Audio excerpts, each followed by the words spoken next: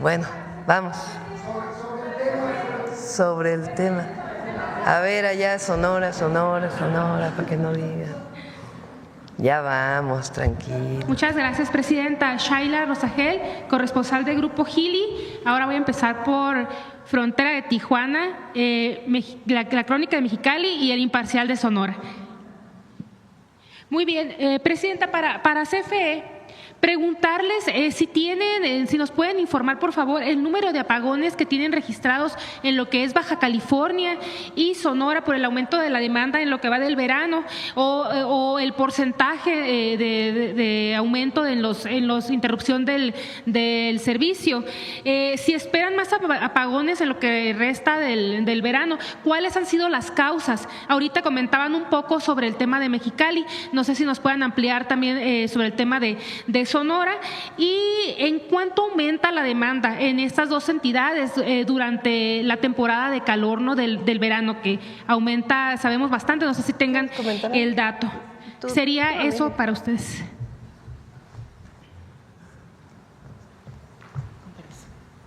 Sí, en primer lugar, apagones no hemos tenido. Las interrupciones que se han dado en general en todos los estados, con la estadística que hemos obtenido de los reportes que se hacen en el 071, la causa fundamental que ha habido este año ha sido por fenómenos meteorológicos, tanto por inundaciones, básicamente, o los huracanes que ha habido. La segunda causa ha sido también accidentes viales, esos tonos no previsibles.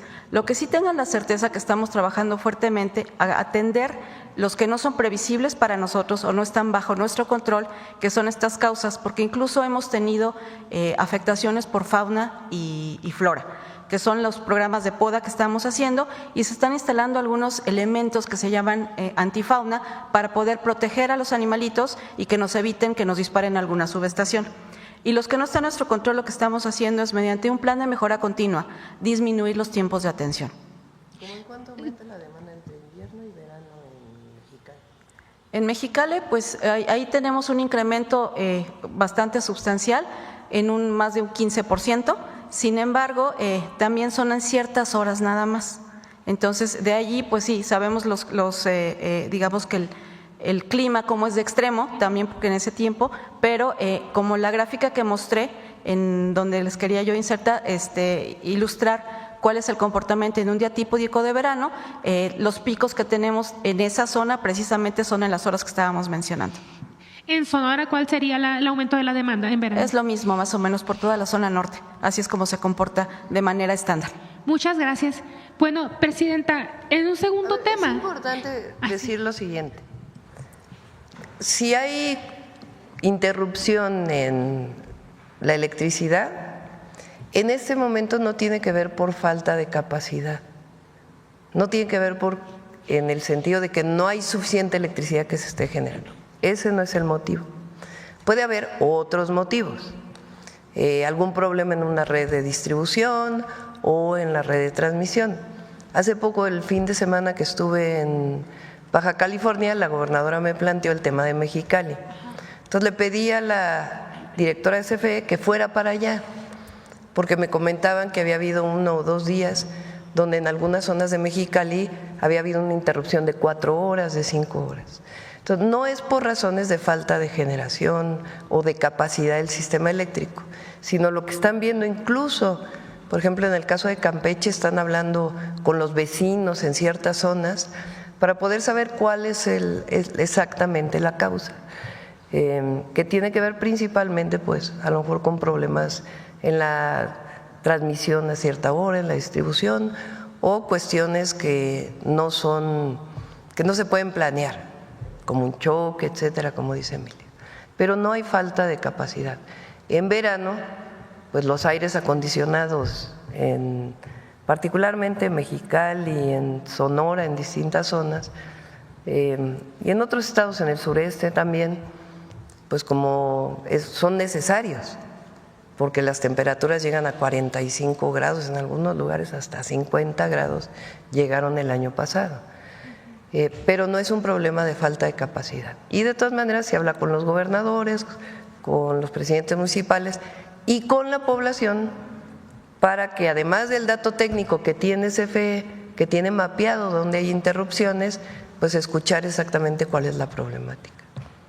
Presidenta, gracias. En un segundo tema, Presidenta, ¿qué opinión tiene sobre esta sanción impuesta a una ciudadana de Hermosillo de nombre Carla Estrella, que le obligan a ofrecer disculpa pública durante 30 días a la diputada Diana Karina Barreras, quien la demandó por un tuit? Ahorita Carla Estrella se está disculpando diariamente en X. Hemos estado viendo ahí cómo subió la sentencia a X y pues también sus disculpas diarias a la diputada Diana Karina Barreras.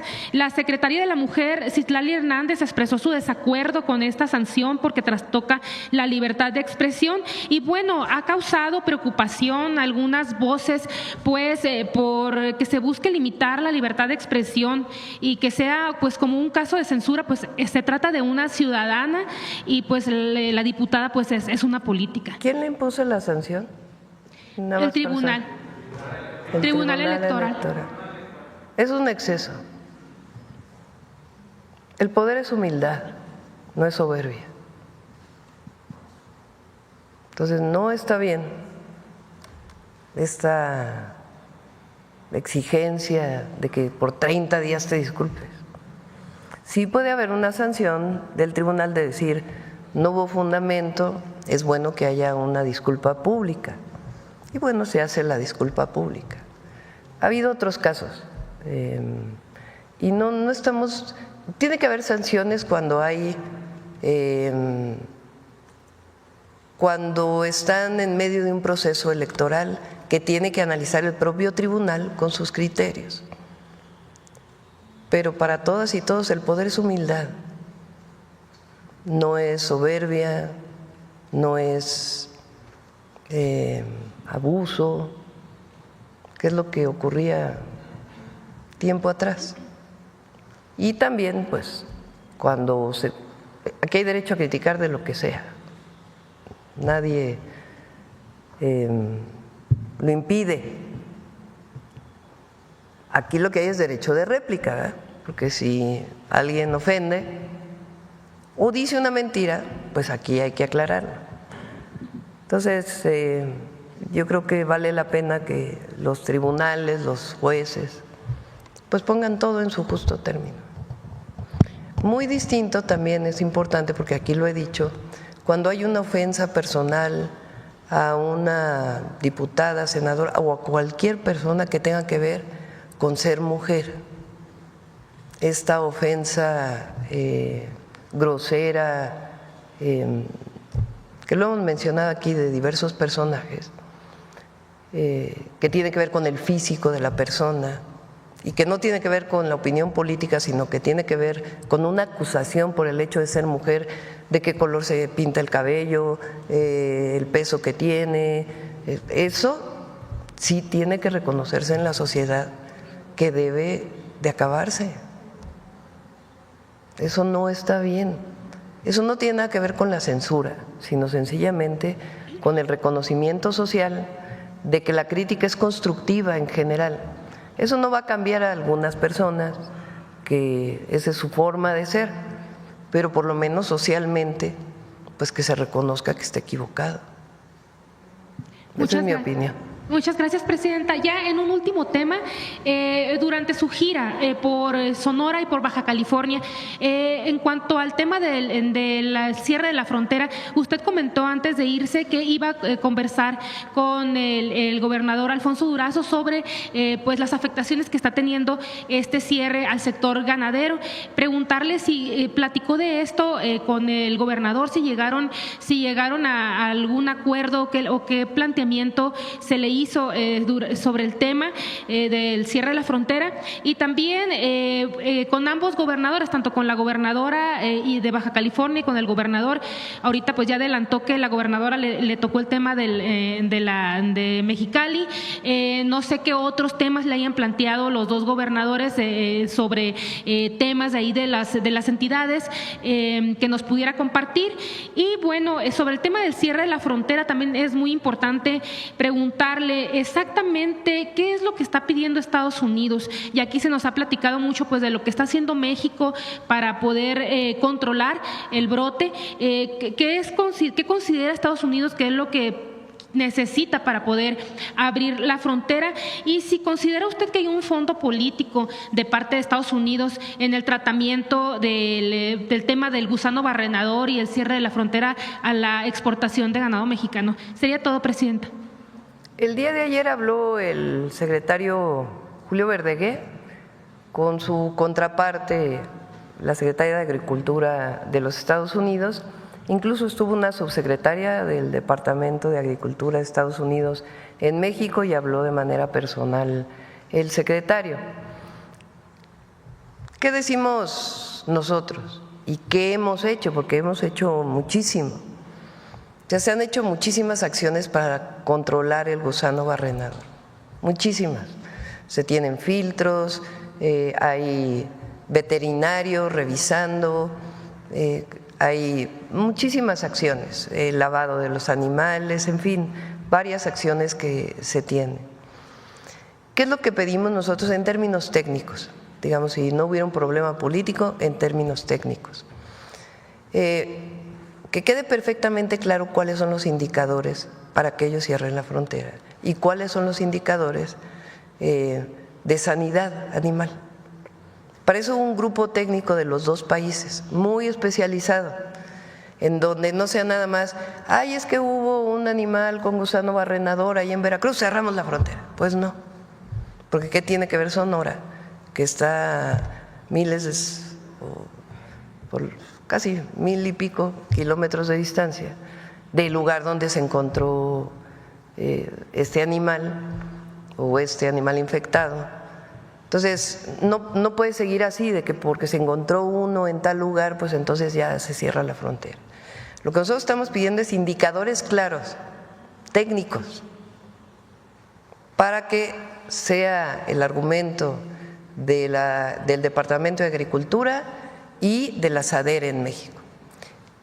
Lo que me comentó ayer Julio Verdeguer es que ya hay más o menos un acuerdo de esos indicadores técnicos. Todavía se tienen que revisar en una semana para que sea un tema de largo plazo, no nada más de cualquier tema con el pretexto de cerrar la frontera. Entonces ese es uno. El otro acuerdo es que Estados Unidos va a dar el recurso, son $300 millones, no, es un poco menos, a ver si como 30 millones. Ahorita les digo exactamente el monto, para poner esta planta productora de insectos que eliminan la mosca famosa, que eliminan el gusano barrenador. Es un control de una plaga de manera natural. Esa planta ya hay acuerdo, se va a instalar, ya hay lugar y solo hay un fabricante en el mundo que lo produce, todo el equipamiento de eso. Entonces ya se está en contacto y esperamos pues que en los próximos 10 meses, 11 meses quede instalada la planta. Eso no quiere decir que son 11 meses para poder abrir la frontera. Entonces hay un trabajo, me comentó ayer por ejemplo también que cuando hay un ejemplar infectado se requieren 28 días para decir bueno ya aquí está libre esta zona. Entonces todo eso se está trabajando con el gobierno de los Estados Unidos, en particular la Secretaría de Agricultura. ¿Qué más vamos a hacer?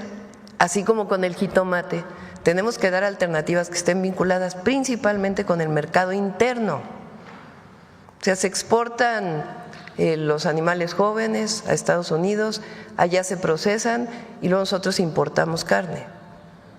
Entonces tenemos que fortalecer también la producción en nuestro país.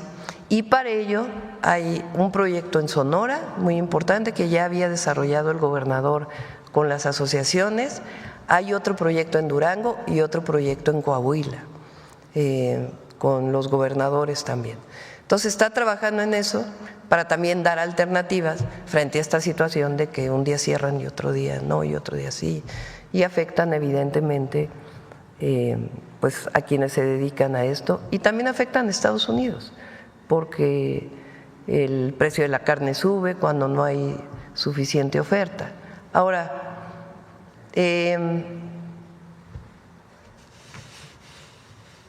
yo pienso que de algunos miembros del gabinete del presidente Trump, pues sí hay un tema más político. En algunos casos podría pensarse, es un tema político contra México. Pero también recuerden que vienen elecciones en Estados Unidos en un año. Entonces, pues distintos protagonistas que quieren ser gobernador, quieren ser senador, quieren ser diputado, pues utilizan a veces estas acciones de manera muy mediática en los Estados Unidos. Entonces, ¿qué decimos nosotros? Que no nos tomen a México como piñata, ¿verdad? Que si quieren competir allá, pues que resuelvan los problemas de allá, que bastantes tienen, y que no utilicen a México. En el tema técnico lo estamos atendiendo y esperamos que pronto se abra la frontera, y de todas maneras estamos buscando las alternativas dentro del Plan México. Muchas gracias, ¿Cuánto presidente. cuesta la planta?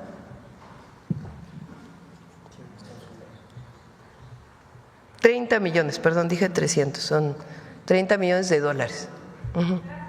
Sí. Sobre el tema, a ver, ahí atrás.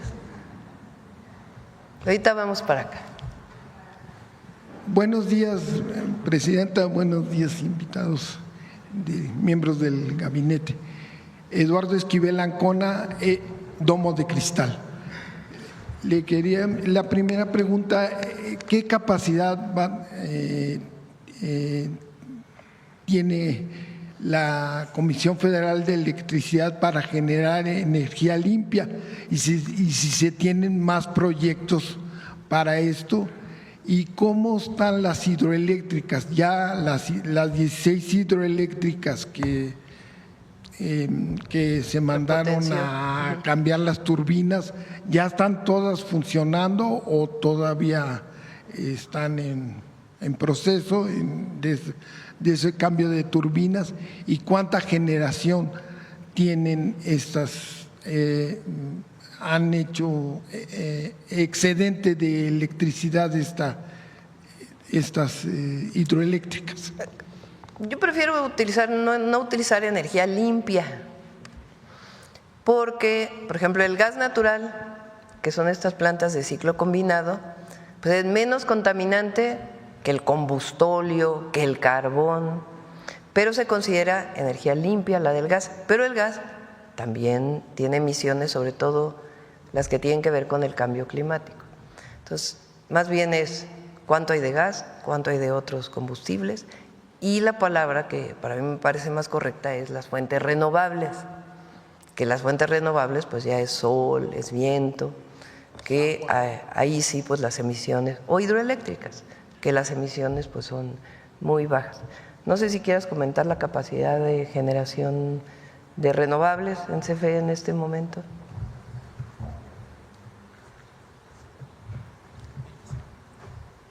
Bien, en CFE tenemos de renovables planeada en el plan de expansión 6.400 megawatts, que son la fase 2 que se ha expuesto aquí en otras ocasiones aquí en la mañanera, y actualmente referente a los proyectos en hidroeléctricas ya tenemos en servicio Villita, Infiernillo, Zimapán, que también ya está después de su proceso de rehabilitación y modernización. Está una unidad de Infiernillo, perdón, todavía no están el total, que son 2, que era la 5 y la 6, y El Encanto, Minas y Portezuelo 1 y Portezuelo 2. Las otras están de acuerdo a programa, cuyo programa indica que entrarían en servicio hasta el 2027. Vamos de acuerdo al programa. Muchas gracias. Sí, efectivamente el gas natural es un energético de se transición. Se le llama limpio, pero pues tiene y es de transición a energías limpias, ¿no? Sí, nosotros el planteamiento que hemos hecho es que primero CFE tiene que tener el 54% de generación, eso es lo primero, y el resto, el 46%, lo pueden generar los privados a través de los mecanismos claros que se definieron en las nuevas leyes. Eso es lo primero. Lo segundo, nuestro objetivo es que se genere más con fuentes renovables de energía. Muchos de los nuevos proyectos son de gas, de ciclo combinado, porque es una forma muy eficiente de generar electricidad. Son 2 turbinas, una de gas, y después el calor que sale, que todavía tiene mucha alta temperatura, entra a otra turbina de vapor. Entonces las eficiencias pasan de 35 a 50%. Entonces es una muy buena tecnología, pero queremos que México tenga más renovables. Entonces algunos de los ejemplos, las hidroeléctricas, que algunas se han retrasado no por problemas internos, sino muchas de las turbinas están tardando mucho en llegar, que no se fabrican en México. Esa es una razón. Y la otra pues son solar, eólica, que es parte del proyecto de expansión de CFE y también del 46% de los privados. Que son intermitentes, ¿no? Sí, el problema que tiene la energía solar pues es que genera cuando hay sol. Entonces, en la noche pues no podría funcionar, para eso hay respaldos. Pero ahora otro proyecto muy importante es que, como se hizo en Puerto Peñasco es, ¿cuánta capacidad tiene ahorita? Todas las… 500 nada más. 500 megawatts. El objetivo es que la propuesta era que subiera 5 gigawatts. Estamos viendo si una parte, si todo se hace en Sonora o otra parte se hace en otros, u otra parte se hace en otros lugares.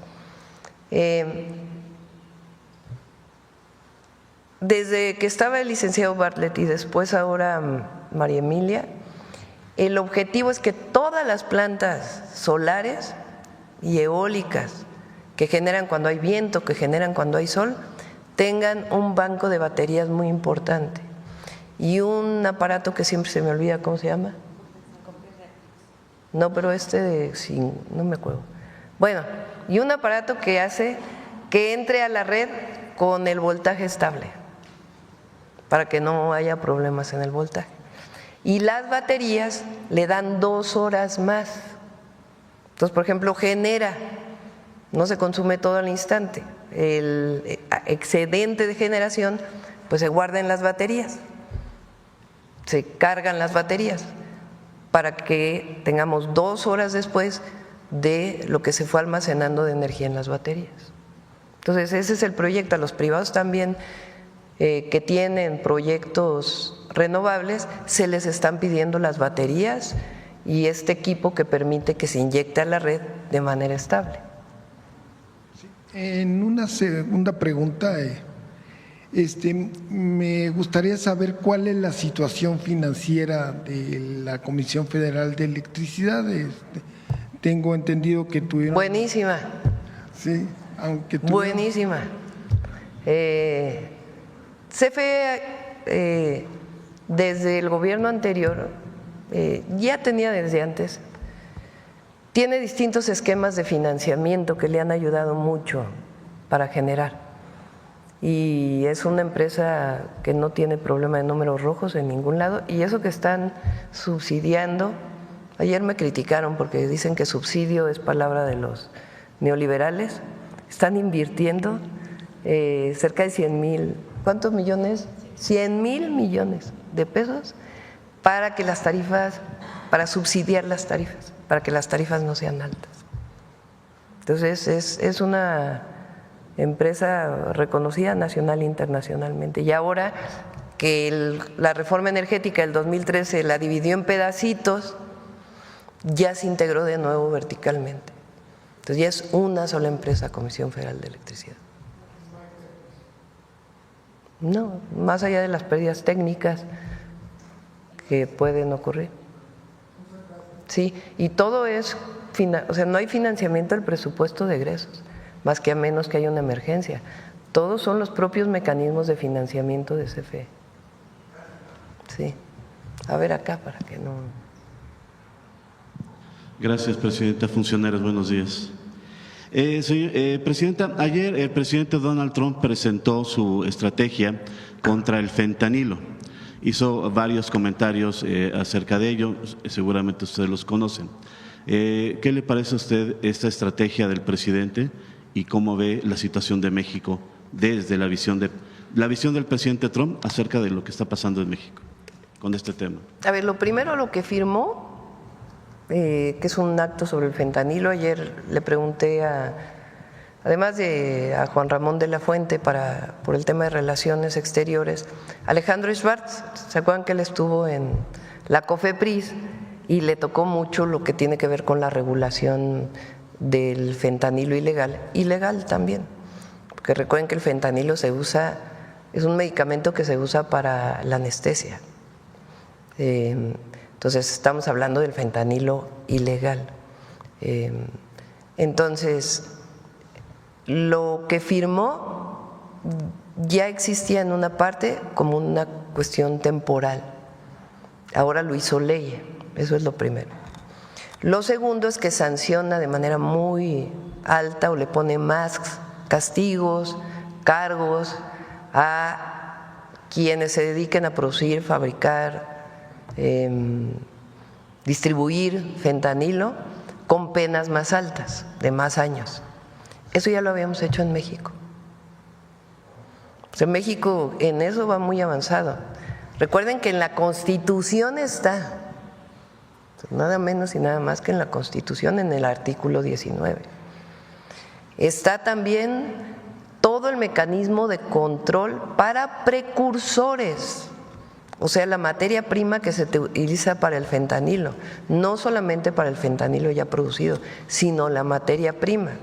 Y hay un seguimiento desde COFEPRIS, desde Secretaría de Marina principalmente, para estar revisando cualquier anomalía en el proceso formal, digamos, legal, para que no, de ahí no se vaya lo ilegal. Eso es lo primero.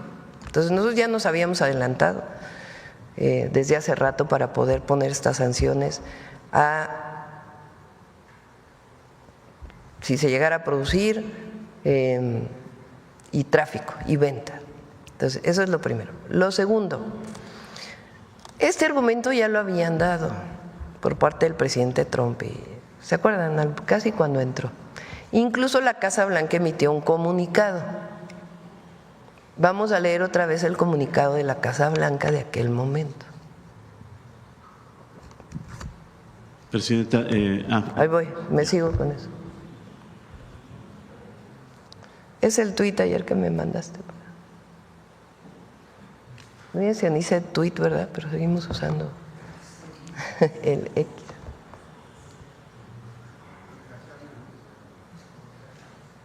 ¿Sí lo tienes? Es el tuit donde viene la publicación de Casablanca. Sí. Ahí está. Ya lo había enseñado yo hace meses. Bueno, creo que en enero, febrero. Ahí está, 1 de febrero. El presidente Donald Trump está tomando medidas decisivas para proteger a los estadounidenses, pero ese es el de ahora, no es el de entonces, ¿verdad? ¿Dónde viene marcado? Vamos para abajo.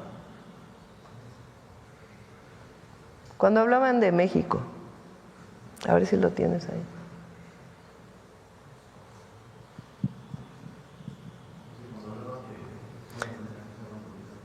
Sí, donde decía que zonas de México estaban controladas con el narco y ponía un ejemplo.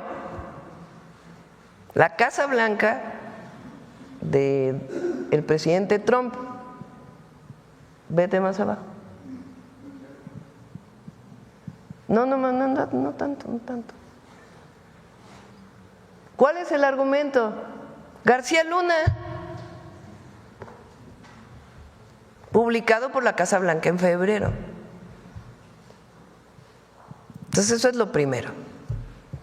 Y no somos como aquellos gobiernos. Son muy distintos. No todos somos iguales. No me refiero a los gobiernos anteriores de México, que tuvieron como secretario de seguridad a esta persona, que llevaron a la guerra contra el narco, pero además permitieron la entrada de las agencias a niveles que no debería permitirse, porque fue injerencismo. Y eso lo permitió en el sexenio de Calderón. y después todavía siguieron muchas de estas cosas. Eso es lo primero. Entonces, obviamente, porque he hablado muchas veces con el presidente Trump, requiere más información de lo que hemos hecho, porque su idea es que no se ha hecho suficiente, Entonces aquí lo mostramos cada martes, cada 15 días, la cantidad de personas detenidas, la incautación de algunas pastillas de fentanilo, pero mucha metanfetamina que también cruza. El día de ayer se hizo un desmantelamiento de un laboratorio de metanfetamina muy grande, creo que de 46 toneladas por parte de Secretaría de Marina. Entonces estamos nosotros trabajando todos los días.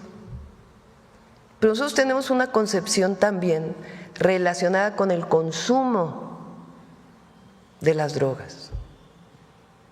Estados Unidos, mientras no reconozca el grave problema de adicción de los jóvenes a las drogas,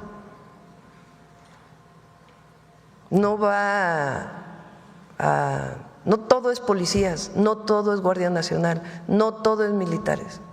Ellos tienen que reconocer que tienen un problema grave de consumo de droga, además de las operaciones que tienen que hacer allá, como lo he dicho varias veces. ¿Cuántos detenidos vemos nosotros en Estados Unidos relacionado con tráfico de fentanilo o tráfico de armas a México? Pues es poco. Aquí es de todos los días. Entonces, ¿qué es el fondo? Pues que los jóvenes en Estados Unidos no tienen programas, no tienen incorporación, de niños juegan muchísimo deporte y después ya en la juventud se van de las casas de los padres muy jóvenes. Entonces hay una crisis mucho mayor que tiene que ver con salud pública y atención a los jóvenes. Eso es indispensable. El presidente Trump reconoció 2 o 3 veces la campaña que estamos haciendo en México en contra del consumo de fentanilo. Incluso lo subió a su red social, los anuncios que nosotros hacemos. Entonces hay una parte muy importante que tienen que ver en Estados Unidos. Y sobre el tema de, porque además dijo de la valentía y no sé qué.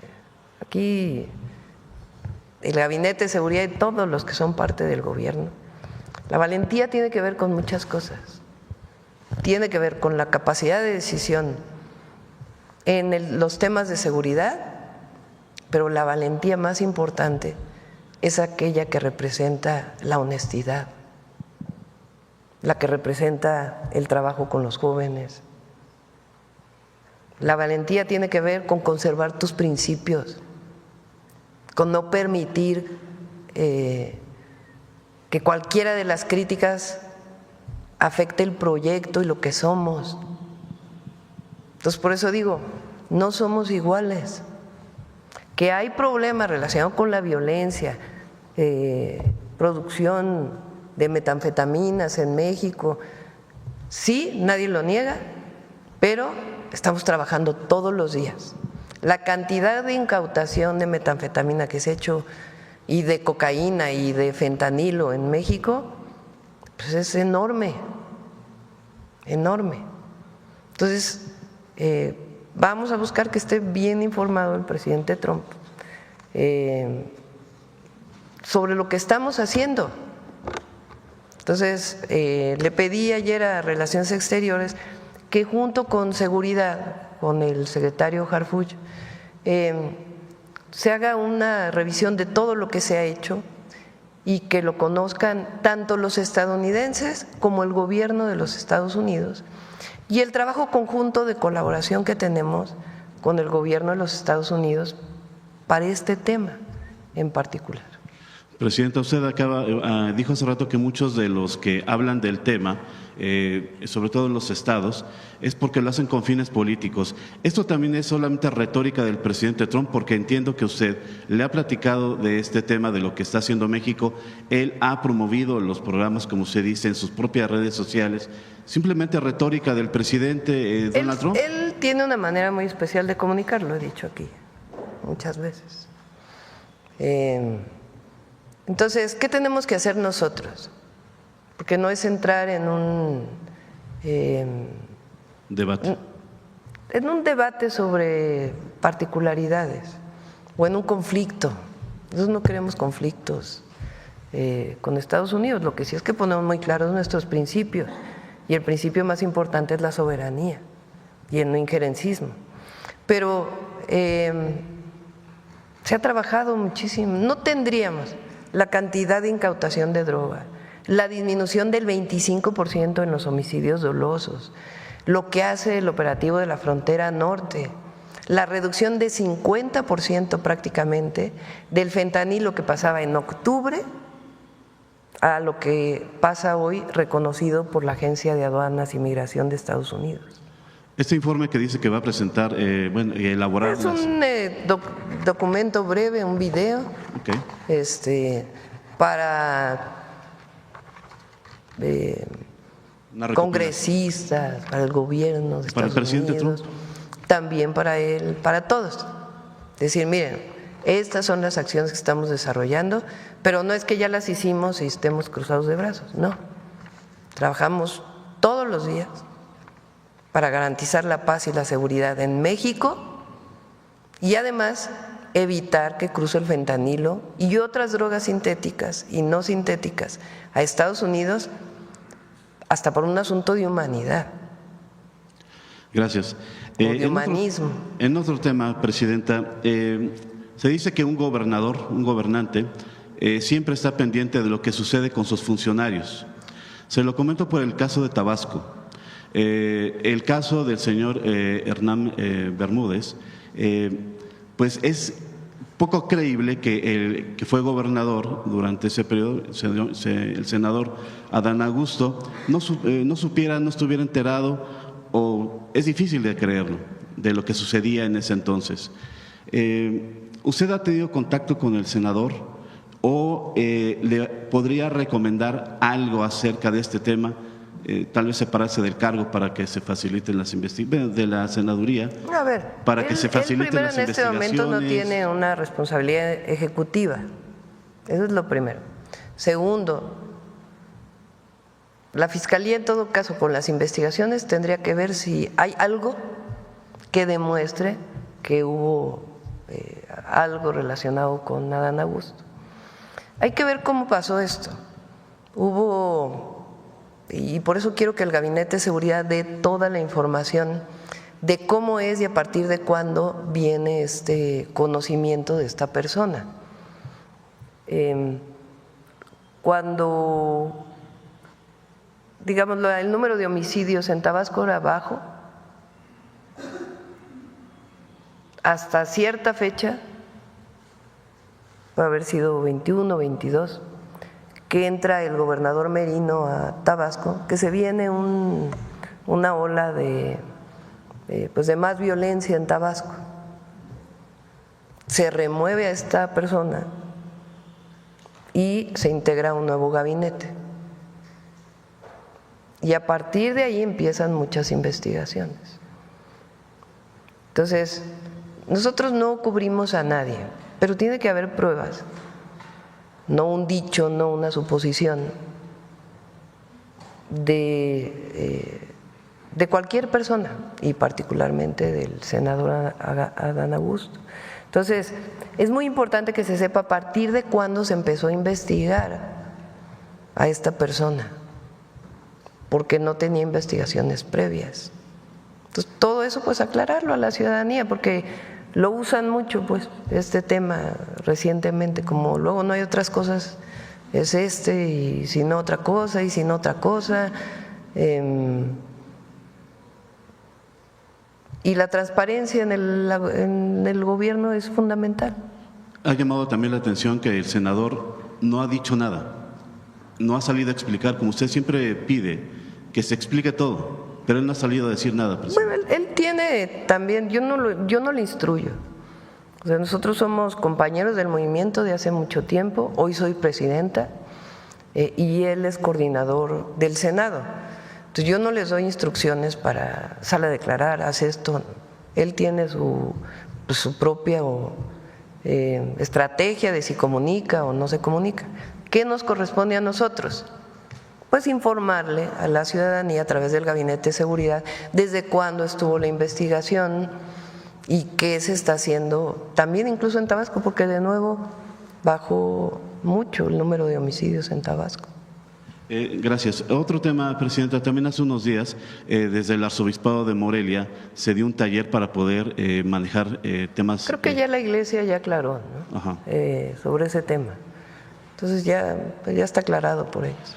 Ok, ayer también se publicó en el Diario Oficial la nueva ley que tiene que ver con la CURP, básicamente, que es lo que más nos interesa a muchos, como documento de identidad. Yo le preguntaba hace meses, cuando estaba la discusión, de cómo se iba a instrumentar esto. Hay tiempos muy específicos. A mí me sigue interesando el tema de cómo se va a instrumentar la convocatoria de la gente para entregar los datos, en dónde, módulos, equipos, capacitación, software, Presidenta. ¿Cómo se está elaborando esto? A Pepe Merino, que ha estado coordinando esto, y a RENAPO, que es el área del gobierno, junto con la CONAPO, que se dedican a este tema. Hay muchos registros que se hicieron desde antes, como una cuestión voluntaria. Entonces, no es así de que para el día, eso no dice la ley, que para el día tal todo el mundo tiene que tener su identidad nueva. No está en ese plan la ley, sino lo que se quiere construir es una base de datos con resguardo de todos los datos personales por motivos de alguna investigación y también, por ejemplo, les voy a poner un ejemplo. Lo dije el otro día no sé si lo dije aquí o aquí creo que el martes que vino Salud, o lo dije en el meeting en donde estuvimos. ¿Hacia dónde vamos, por ejemplo, en el Sistema Nacional de Salud Pública? El objetivo es que cualquier mexicano se pueda atender, además de que esté todo muy bien, en el ISSSTE, en el IMSS o en el IMSS Bienestar. Que el acceso al sistema de salud sea universal. ¿Qué tema tiene el IMSS? El financiamiento del IMSS pues viene de sus propias leyes, su propia constitución que aportan los empleadores, aporta el trabajador y aporta también el IMSS. Entonces tienen muy clara su función. ¿Cómo puede hacerse universal? Si tengo yo una tarjeta que diga Claudia Sheinbaum, mi CURP es esta, estoy en el ISSSTE, tengo sangre tipo A positivo, creo que tengo. ¿Qué más? Estamos pensando si se puede poner quiero donar mis órganos como algo voluntario, como parte del programa de trasplantes. Bueno, esa con su CURP, si yo estoy en otro lugar de México y no hay un hospital del ISSSTE, pues me voy al IMSS. Entonces el IMSS va a decir, bueno, esta derechohabiente del ISSSTE entró al IMSS, pero el IMSS va a necesitar que le compensen los recursos de la atención por parte del ISSSTE o del IMSS Bienestar. Entonces, estas bases de datos nos ayudan mucho también a eso, porque es la persona, su identidad, repito, con resguardo de datos personales y un expediente médico. Por ejemplo, cuando vamos al doctor, siempre es, ¿me puedes llenar en tu papelito tu nombre, si tu mamá tuvo un problema de enfermedad, si tu papá tuvo un problema de enfermedad, cuántas veces te han operado, de qué te enfermaste la última vez, a qué eres alérgico, qué medicamentos tomas? Pues eso, si está en un expediente médico, es muy fácil para el médico que atiende, por ejemplo, a Claudia Sheinbaum, que es del ISSSTE en el IMSS, tener su expediente médico y que diga, es alérgica a tal cosa. Entonces, todo esto tiene que ver con la facilidad del Sistema Nacional de Salud Pública y en el caso de seguridad, siempre, ya saben, autorizado por un juez, cualquier otra cuestión. Por último, nada más de mi parte, Presidenta, ayer que estábamos de guardia acá afuera vimos que vino Manuel Bartlett a Palacio Nacional. Sí, vino a ver a una persona que trabaja en consejería, el que fue su jurídico durante su periodo, Me informaron que vino a eso. Pues, aquí trabaja mucha gente, no solamente la presidenta. Pronto fue a verla usted. Trabaja toda Secretaría de Hacienda, una buena parte de Consejería Jurídica. Entonces, cuando hay un asunto particular, pues entran por Palacio Nacional y van a ver a una u otra persona.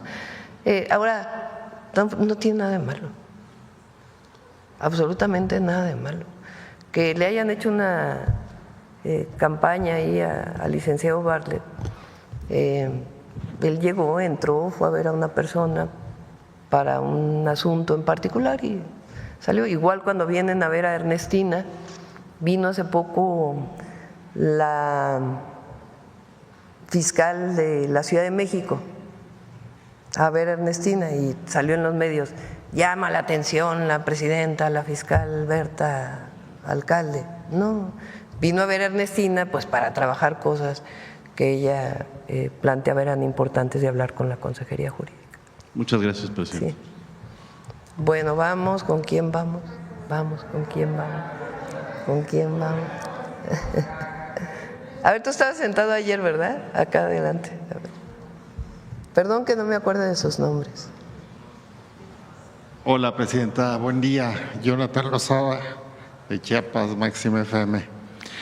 Quería preguntarle con relación a este tema que hemos visto de Estados Unidos, esta crisis del fentanilo. Ha dicho usted en varias ocasiones y ahora mismo también hay que atender las causas allá. Aquí en México, bueno, el trabajo que está haciendo el Gabinete de Seguridad ha incautado grandes cantidades de drogas, se ha dado con laboratorios, con responsables.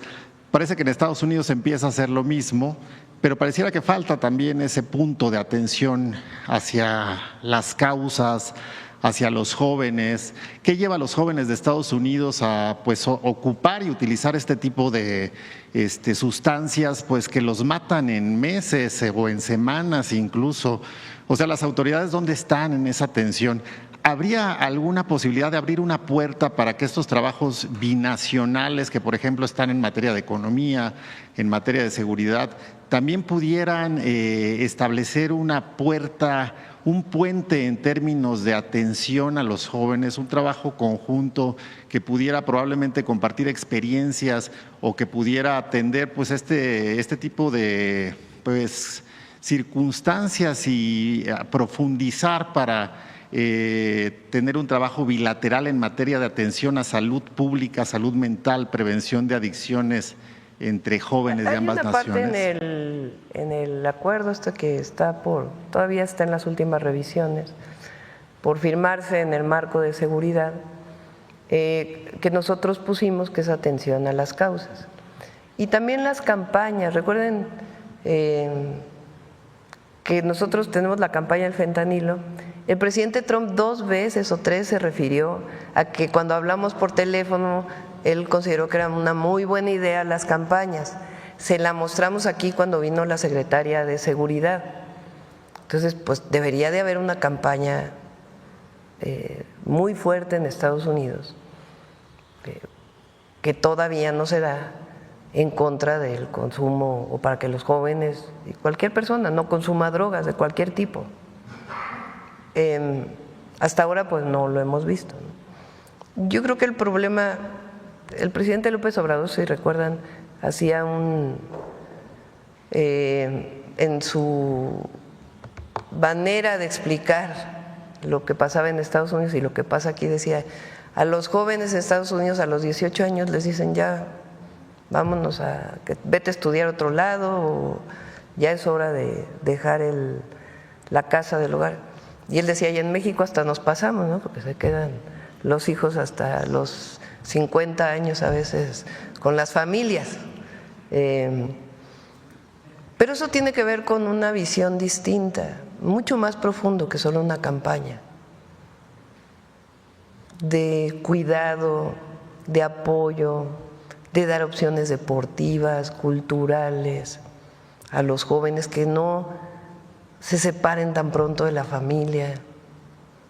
México tiene, mi explicación, hay adicciones en México, de por qué no tenemos una situación de adicciones como la tiene Estados Unidos, en primer lugar es por los valores de nuestras familias.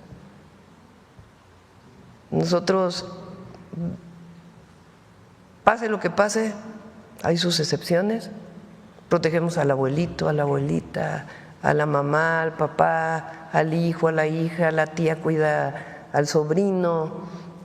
Hay un amor familiar, repito, con sus excepciones, muy importante, que hace que siempre los padres estén pendientes de sus hijos. Yo tengo un hijo de no sé cuántos años cumple, nació en el 82, 40 y tantos años, y me preocupa, estoy pendiente del nieto, y cuando vienes y vente a comer y no se alejen tanto, es muy importante que estemos juntos, quiero ver a Pablito, estoy pendiente, tú tienes un problema, nos hablamos 3 veces a la semana, nos mandamos chat, con mi hija igual. Eso no es algo, no es tan parecido en los Estados Unidos, con sus excepciones. Y también, ¿qué hace que un joven consuma fentanilo? Entonces yo decía, una parte es la explicación de nuestros valores y la otra que estamos trabajando. No solamente es la campaña en la televisión, sino recuerden que nosotros tenemos una campaña general que se llama Por la Paz y contra las Adicciones. Se han hecho la clase de box, se trabaja permanentemente en las escuelas primarias, secundarias, universidades con esta campaña. Se involucra a los maestros, a las maestras, para poder informar pues de la gravedad de todas las drogas, pero en particular del fentanilo. Ahora vamos a ir a una campaña de metanfetaminas. Entonces, se ha demostrado de muchas maneras que hay una demanda en Estados Unidos de estas drogas, y esta demanda tiene que ver pues con un consumo muy grande de esta droga que tiene que ser atendido por el gobierno de Estados Unidos. No todos son así. Si pusiéramos un guardia nacional cada metro en los miles de kilómetros de frontera, encontrarían la manera para pasar o producirla allá, porque hay adicción, porque hay demanda. Y la otra muy importante, yo lo dije aquí una vez, una de las series que salían en la televisión y luego que está en una de las plataformas más famosas de Estados Unidos, no me acuerdo ahorita el nombre. Breaking Bad. Bueno, todos saben, Breaking Bad.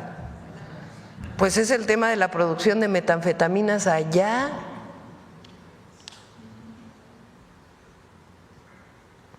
Si uno ve alguna serie de televisión o a mí la verdad ya no tengo tiempo, pero cuando tenía tiempo, se toca el tema del tráfico de esta droga en Estados Unidos. Entonces, nosotros colaboramos y nos coordinamos y queremos que no haya ni producción ni tráfico de drogas en Estados Unidos. Pero el problema de Estados Unidos principal es la adicción. Y esa tienen que atenderla, porque si no es hoy el fentanilo, después va a ser otra droga, como ha habido. Primero era marihuana, luego era cocaína, luego el famoso cristal y ahora fentanilo. Entonces el problema es que no hay adicciones, que disminuyan las adicciones.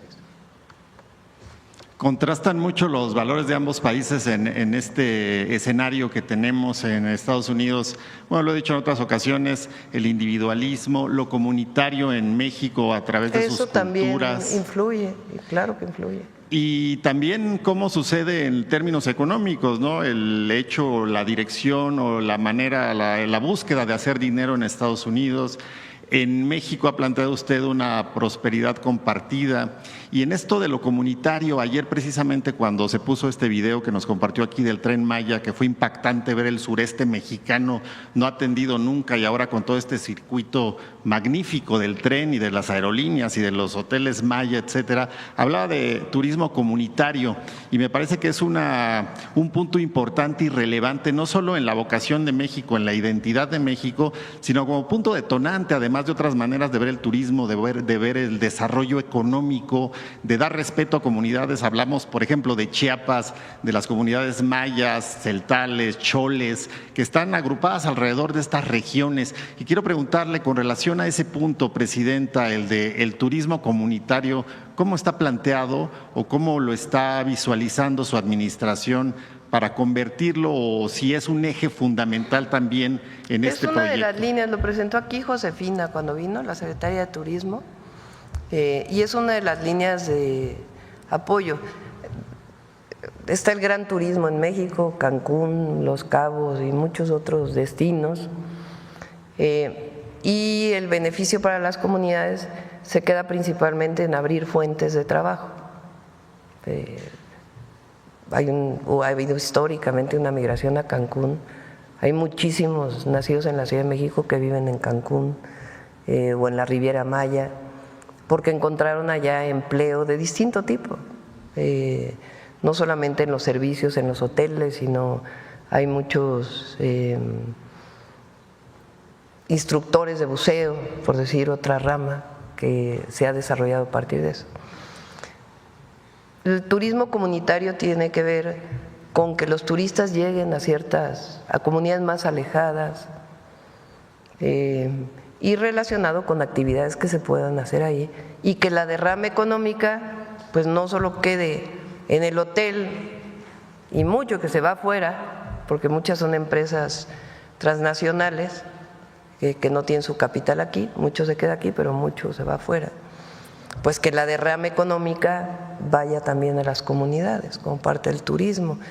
Ahora, por ejemplo, con los cruceros que llegan, tiene una mesa de trabajo Josefina con ellos, además de Hacienda por un tema de un derecho adicional que incorporamos, pero el objetivo es que a veces llega el barco, trae a los turistas, se bajan 3 horas y se vuelven a subir.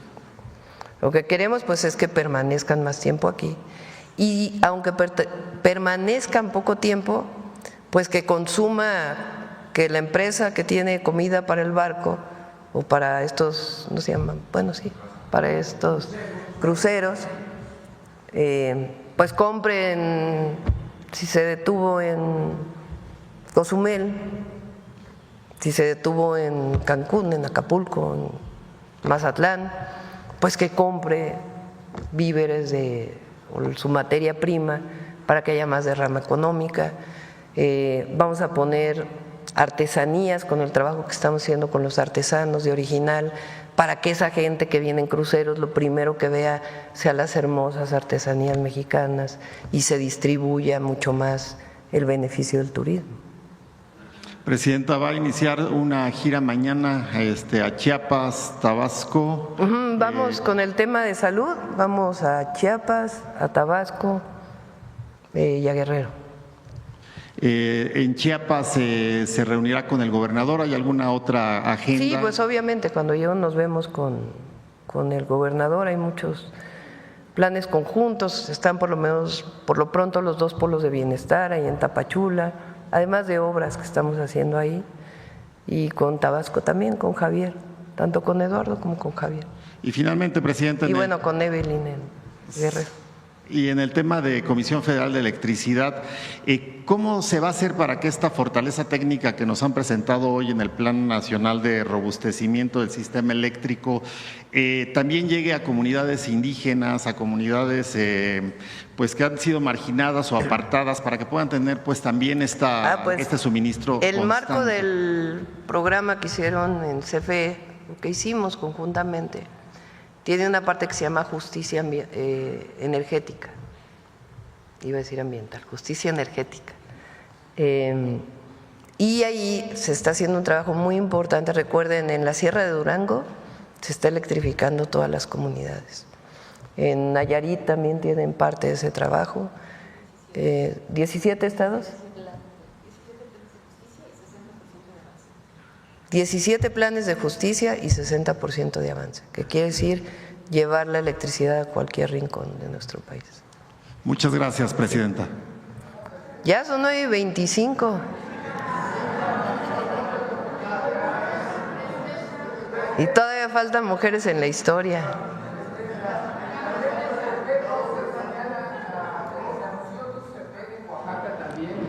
Ya les pasamos al rato el itinerario, que estamos por cerrarlo ya, de la gira de fin de semana. Yo creo que cerramos. No, a ver, 2 preguntas más. Vamos.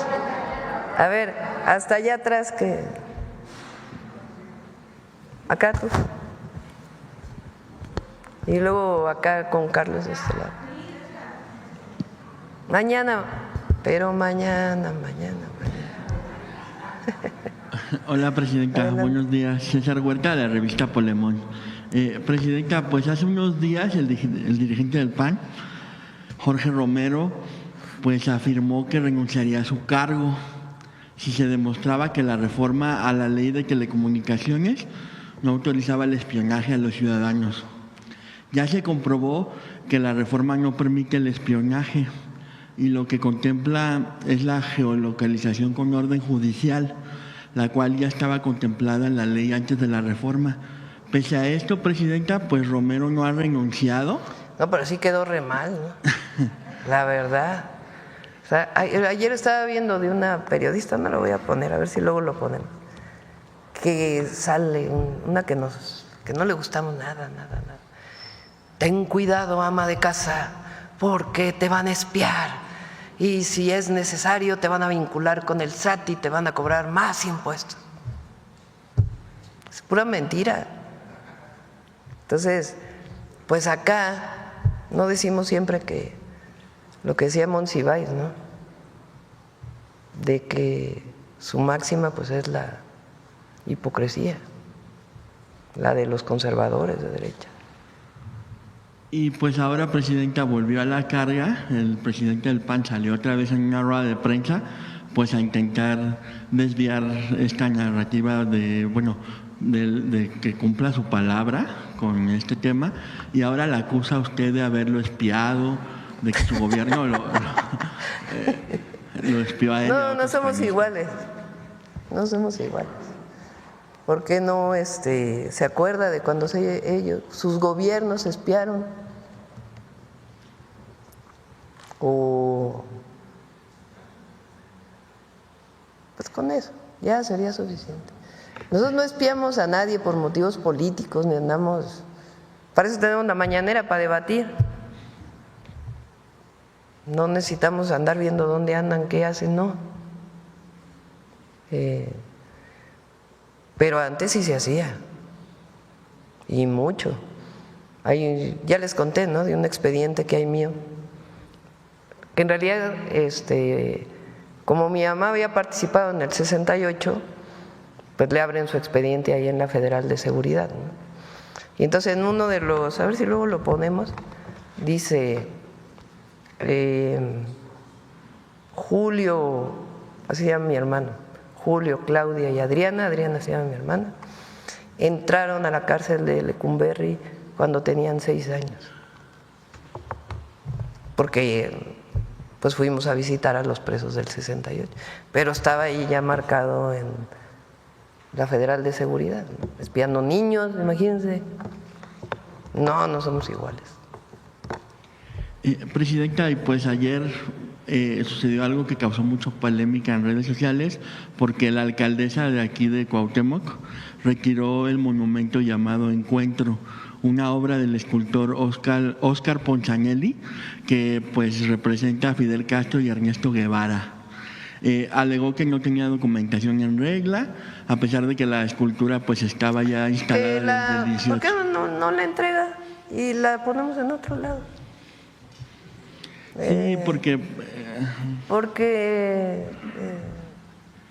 habla por sí solo el argumento. Y es un monumento importante porque, bueno, justo ahí se conocieron estos personajes y también desde Cuba también. Aunque ella hay un dijo que fue reclamo por otras razones. por falta de trámites. ¿Por qué? Los trámites, los permisos. Ah, pero si tiene ¿cuántos años eso ahí? Está desde el 18. Y que tampoco tenían permiso de instalarse en Cuba. ¿Cómo? Dijo que Bueno, si primero está mal, pues, pero si su intención es que ya no esté ahí, pues hablamos ahí con la jefa de gobierno, porque es un momento histórico, más allá de estar de acuerdo o no con uno u otro personaje, que tiene que ver con México, ¿no? Van a decir, porque nosotros retiramos la estatua de Colón, se restauró y se colocó en otro sitio, y ahí se puso, bueno, ahorita está la glorieta de las mujeres que luchan, que es de colectivos que decidieron ocupar ahí, pero la joven de Amajá que está a un lado, y tiene que ver, sí, con una convicción de, pues de qué visión hay. Entonces, por eso digo, si no quiere este monumento, pues que se reubique en otro lado y ya. Y por último, Presidenta, pues se presentó un informe. Por cierto, el retiro de la estatua de Colón vino por una demanda muy grande de grupos indígenas, ¿no? Siempre, todos los años llegaban ahí entonces ni siquiera fue bajo solicitud que se hizo. También nos critican.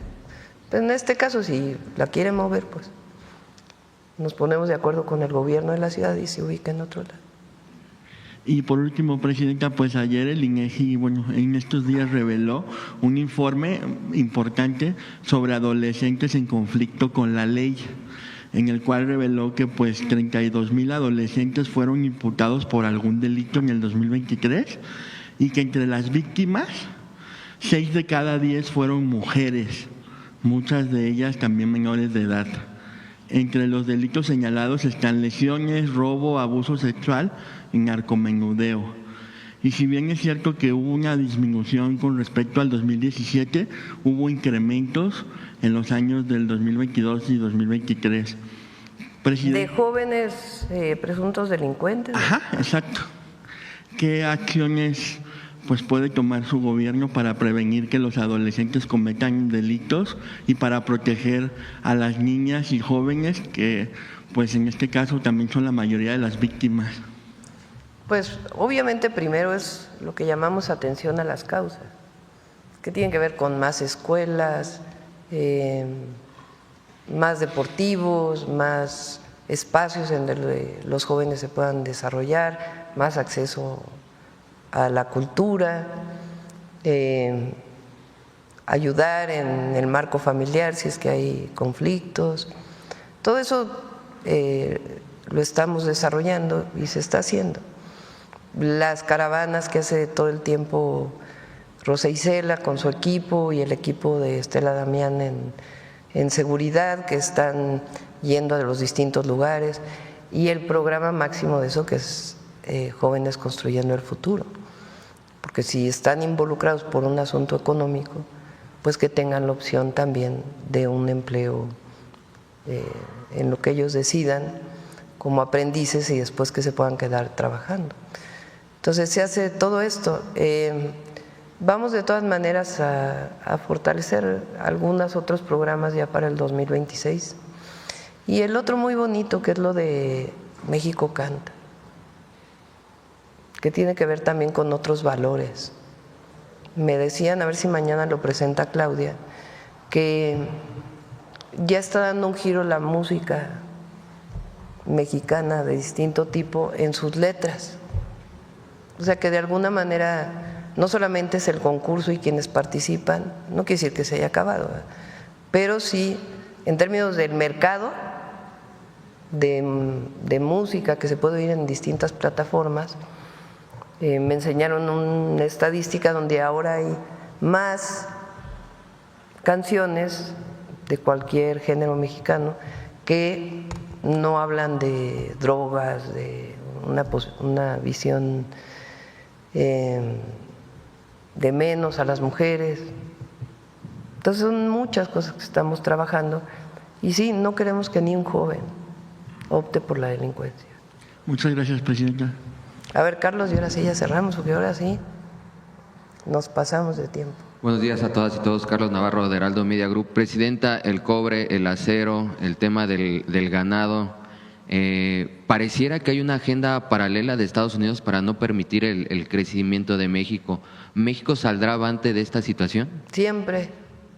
México ha salido de distintas, nuestro pueblo, siempre, desde la resistencia de los pueblos indígenas hasta crisis económica, siempre salimos adelante. Por supuesto que queremos que no ocurra, ¿verdad? Y también tenemos la parte diplomática de permanentemente pues estar trabajando para evitar que suban los aranceles o las tarifas famosas, como le dice Trump. Hasta ahí. Presidenta, ha comentado usted que Donald Trump, el presidente de Estados Unidos, tiene su forma de comunicar, pero creo yo que hay un límite. Ha utilizado adjetivos ya muy fuertes. ¿Hasta dónde permitir esto, presidenta? No, pues es que no es permitir o no, él puede hablar. Pues y nosotros contestamos, pero no nos queremos pelear. No, la relación con Estados Unidos es muy importante para México, y de Estados Unidos para México y de México para Estados Unidos. Recuerden que hay 40 millones de mexicanos que viven allá y que además estamos defendiendo frente a una posición con la que no estamos de acuerdo. La relación económica pues es enorme, la relación de familias. Entonces nosotros no queremos polemizar públicamente sobre al tú por tú, no nos ayuda. Lo que sí es que decimos lo que pensamos y defendemos la soberanía y no nos agachamos y exigimos el trato de iguales. Entonces, en este caso, con las declaraciones de ayer, pues son de la manera que él dice que tenemos nosotros pues un trabajo permanente que demuestra lo contrario. Y por otro lado, además, buscar siempre salidas a esta situación y también decir lo que pensamos en Estados Unidos, pues de que no están deteniendo armas, que no hay detenciones de los distribuidores de droga, que tienen que tener una visión distinta hacia sus jóvenes. Pero México no está certificado, presidenta, como él dice, por el crimen organizado. No, dice que, ¿cómo dijo? Que tenemos miedo, que no sé qué. Pues no, claro que no. Y repito, la valentía no tiene que ver con… ayer se los decía a los policías de la Coordinación Única, y lo dije en el discurso del aniversario de la Guardia Nacional. La valentía tiene que ver con defender tus principios. La valentía tiene que ver, sí, con estrategia de seguridad, estar atendiendo la inseguridad en México. Sí, tiene que ver pero tiene que ver con muchas otras cosas. Tiene que ver con mantenerte con tus principios, con tus convicciones.